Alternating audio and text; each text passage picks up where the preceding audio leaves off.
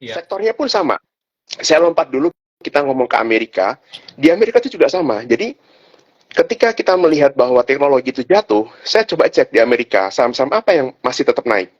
Kenyataannya waktu itu saham-saham yang seperti LRCX, kemudian ada lagi yang RLP kalau saya tidak salah menyebutkan di sini dan lain-lain, itu ternyata naik semua. Jadi bukannya kemudian semua market itu turun, satu market Iya. Indonesia ataupun Amerika turun semua, ternyata enggak juga. Iya. Ternyata di Amerika pun sudah atau tepatnya masih ada. Dan di Indonesia pun waktu itu Kalbe Farma tetap naik. TSPC waktu itu belum naik gitu ya. Kalbe Farma dari 1.700, kita udah buat 2 kali kelas emiten talk dengan Kalbe Farma, lalu kemudian naik sampai 2.100.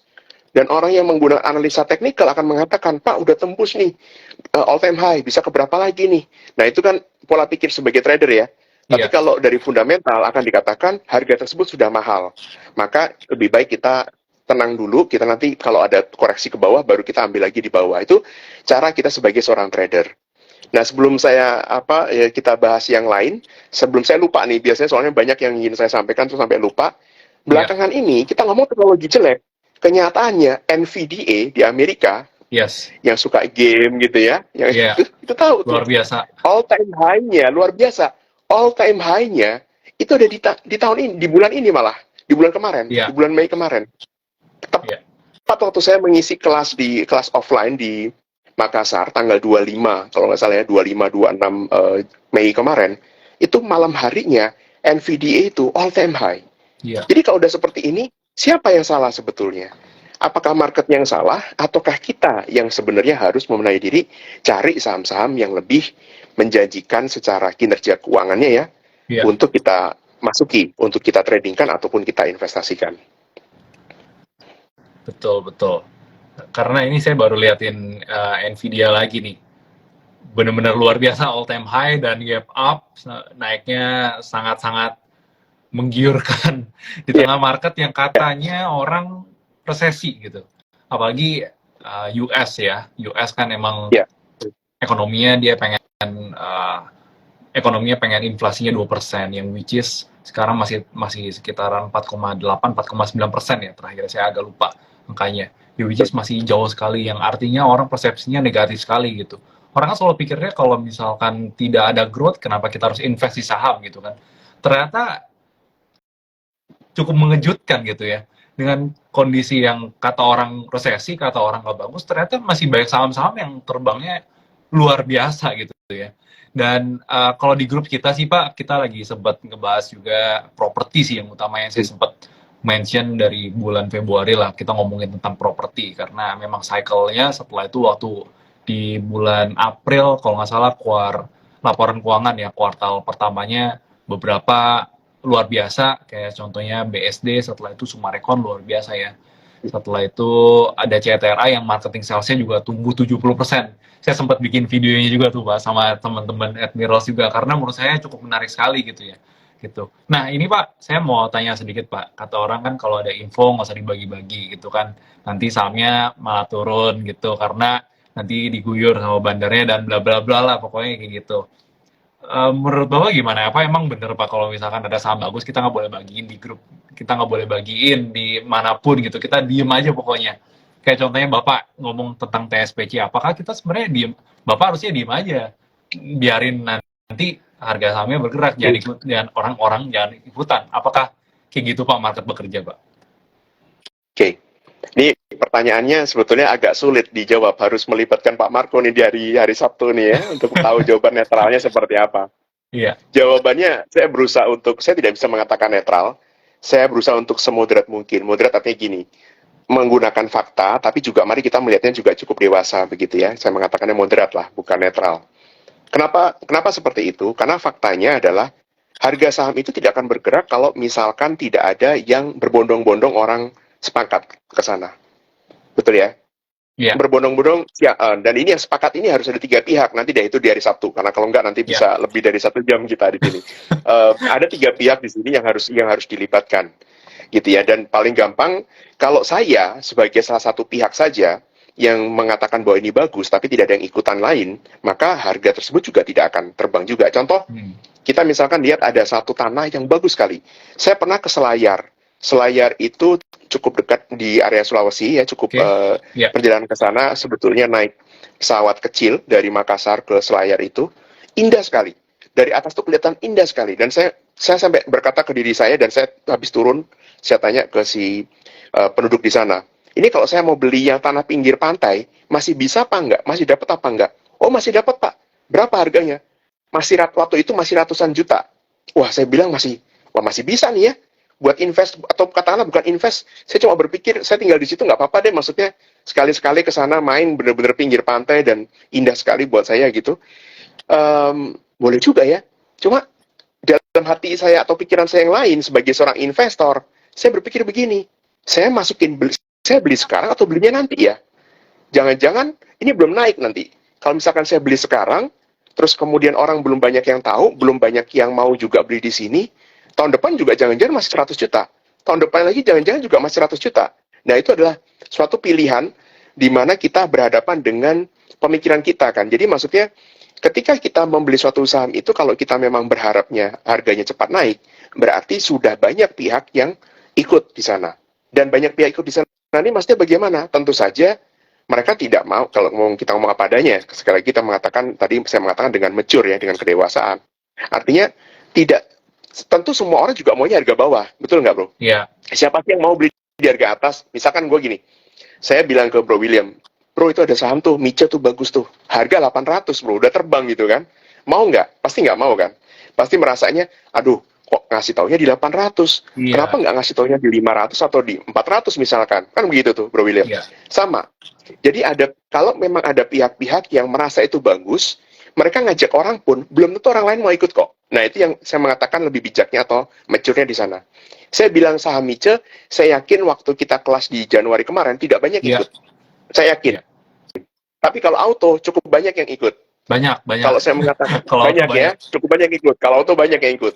Kalau saya mengatakan TPMA, mungkin nggak banyak yang ikut. Tapi saya yakin kalau auto banyak yang ikut. Kalau saya mengatakan Dharma, waktu itu kita nggak bahas Dharma, tapi kalau misalkan saya ajak Dharma, mungkin nggak banyak juga yang ikut. Padahal secara labanya juga bagus, ya secara chart kurang bagus, karena lagi turun, lagi downtrend, lagi di sayat di bawah gitu ya, si Dharmanya, baru kemudian kurang lebih di Maret kurang lebih itu baru dia mulai terbang, picking up. Jadi, saya pun memahami, ketika kita bertindak sebagai seorang investor yang mandiri, maka fokus kita sebetulnya adalah mencari saham yang tanpa harus kita apa-apain pun udah bisa kasih cuan. Dari mana? Dividen. Paling gampang seperti itu. Iya. Jadi tadi di siang hari pun saya sempat mengatakan ada investor besar membeli salah satu saham di Indonesia, besar sekali dananya untuk ukuran pribadi ya. Dan saya tanya, teman saya yang cerita ke saya, itu ada info nggak Pak untuk saham ini? Saya belum bahas sahamnya ya, nanti aja itu sahamnya. Jadi, ya ada info nggak untuk saham ini? Jawaban saya, nggak ada, saya nggak punya info untuk saham itu. Coba tanya balik deh, kenapa dia beli saham itu? Jawabannya cukup sederhana ternyata. Dan itu sudah bisa kita terapkan sehari-hari. Jawabannya begini, toh kalau nggak naik sahamnya, saya masih bisa dapat dividen. Dividennya pun lebih tinggi daripada deposito. Jadi ya hitung-hitung, saya dapat sesuatu yang kalau harga sahamnya nggak naik, tapi saya dapat dividen. Nah, itulah kenapa kita kalau misalkan saya gitu ya, semakin memahami dengan pandemi ini, saya semakin memahami memilih saham yang mana untuk invest itu, meskipun jam terbang dikatakanlah sudah ada, tapi benar-benar setiap kali krisis terjadi, setiap kali siklus bullish dan bearish terjadi, pelajarannya buat saya selalu ada. Kalau misalkan kayak komoditi itu saya belajarnya persis itu di tahun 2013 sampai dengan tahun 2017. Begitu 2013 saya alami, 2017 saya udah nggak kena yang namanya ketakutan di komoditi ataupun FOMO di komoditi gitu ya. Di tahun 2022 kemarin jadi udah biasa aja udah. Tapi di tahun ini malah yang menjadi patokan penting buat saya adalah betapa kita betul-betul kalau kita memegang sesuatu, paling enggak, contohnya misalkan analoginya adalah kalau kita beli rumah, pastikan dulu rumah tersebut bisa disewa. Kalau rumah tersebut tidak bisa disewa, kita hanya berharap, nanti kan naik harganya, nanti kan naik. Betul. Pertanyaannya, iya kalau ada yang mau tinggal di sana.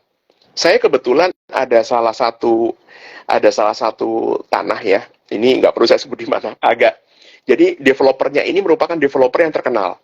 Kemudian developer tersebut, dia spin-off anak usahanya, menjadi terlepas dari yang developer ini. Ada, emitennya ada. Dan tanahnya ini sekarang atau lokasinya sekarang ini ternyata menjadi terpisah jauh dengan yang dari awal terpisah jauh, cuma waktu itu diceritakan wah ini nanti akan digabung, akan macam-macam lah. Terus sekarang begitu lepas dari emitennya, ini menjadi saya juga nggak tahu nih harus bagaimana ini. Dan di sini saya juga itulah bukan kesalahan ya, harganya pun secara hitung-hitungan katanya udah naik. Tapi kalau saya jual, belum ada orang yang mau membeli juga di harga tersebut. Dan itu karena tanah tidak bisa saya sewakan. Di situ kenapa saya katakan tadi Bro William bahwa di tahun ini, di 3 tahun belakangan ini gitu ya, benar-benar semakin meneguhkan kenapa memang buat saya Warren Buffett itu yang paling bijak, kemudian paling applicable dan paling sederhana, tapi betul-betul memang terbukti proven bahwa cara memilih sahamnya itu sederhana itu. Banyak dari kita kan berpikir kan harus yang luar biasa gitu ya, rumit-rumit dihitung semua. Ternyata tidak sesulit itu, Bro William dan teman-teman. Nah, itu kan biasa jadi perdebatan kita ya, Pak ya. Kadang kalau kita analisa yang ngejelimet, dibilangnya kurang advance dan kurang ngerti tentang market, ya kan.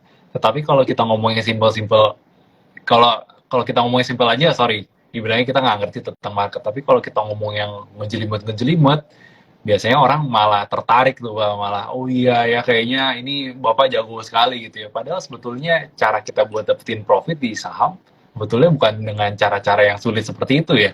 Padahal dengan cara-cara yang simple aja gitu. Nah, mungkin saya ada pertanyaan sih Pak.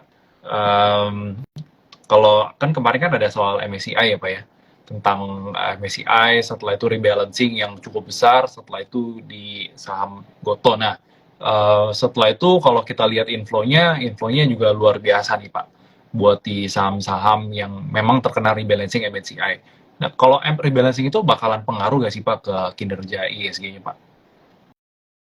Sebetulnya kalau balancing-nya itu sendiri, dalam pengertian balancing-nya itu, dana yang kita punya, katakanlah 100 triliun sekalipun ya, kita boleh dan berangan-angan begitu ya, kita mengandaikannya analoginya nggak 100 juta, nggak 100 miliar, 100 triliun, karena kan dananya kita besar banget gitu ya. Dana kita 100 triliun sekalipun, kita mau masuk ke ISG, pasti ditanya, mau masuk ke saham apa? Supaya juga bisa keluar kan, kalau masuk 100 triliun jangan-jangan nggak bisa keluar itu. Masuk ke big banks aja tiba-tiba, wah udah bisa jadi penguasa semuanya.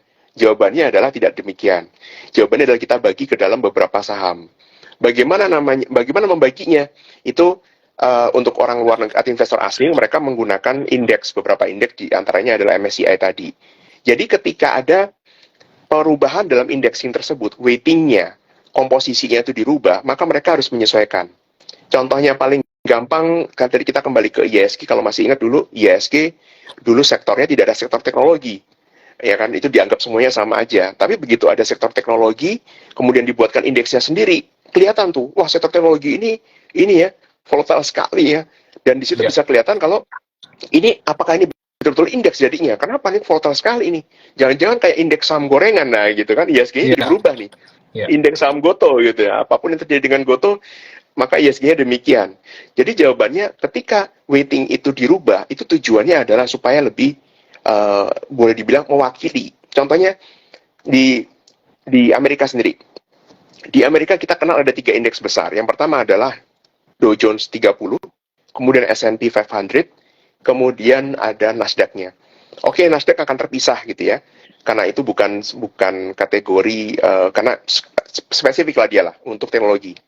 Tapi untuk Dow Jones dan untuk S&P 500, ini kan cukup general, seperti LQ45 dan ISG, contohnya seperti itu.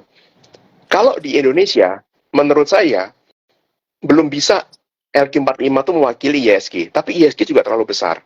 Jadi kalau dibuat Dow Jones 30 di Amerika, maka Dow Jones 30 Amerika pun sebetulnya belum, menurut saya pribadi ya, itu belum bisa mewakili indeks Amerika secara umum, ekonomi Amerika secara umum. Saya bisa salah, tapi saya lebih suka, dan kalaupun saya menganalisa market Amerika, yang saya gunakan bukan Dow Jones 30, tapi S&P 500. Alasannya sederhana, 500 perusahaan itu mewakili ekonomi Amerika. Jadi semua sektornya, kalau 30 saham menurut saya masih kurang.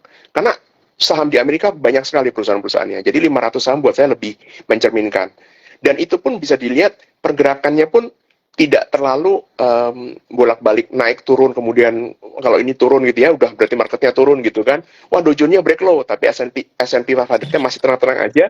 biasanya saya masih melihat itu juga sesuatu yang masih tenang juga. Nah, itu kita kalau kembali ke soal weighting tadi, Dow Jones 30 saham yang ada di Dow Jones ini, itu kan akan suatu waktu akan direvisi kan. Contohnya dulu Apple itu tidak termasuk di Dow Jones 30. Kemudian setelah berapa waktu, dia dianggap menjadi perusahaan yang besar sekali, kemudian dimasukkan. Waktu itu kan, waktu Apple masih di harga $10, siapa yang ngelirik Apple? Betul nggak? Sekarang udah berbeda.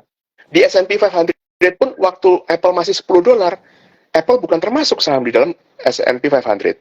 Jadi, tentu saja weighting ini artinya fund-fund yang seperti yang tadi dibahas oleh Bro William tadi, kemudian mereka mengikuti indexing tadi, ketika ada weighting yang dirubah, misalkan contoh, Apple yang tadinya zero, komposisinya, komponennya di weightingnya di S&P 500, begitu masuk, udah langsung jadi 10%. Iya. Maka otomatis kita menempatkan uang kita pun 10% di saham tersebut. Iya. Jadi memang itu akan memberikan impact harga sahamnya di suatu waktu itu, suatu waktu ya, misalnya kemarin di Goto itu 1 hari terus arah gitu.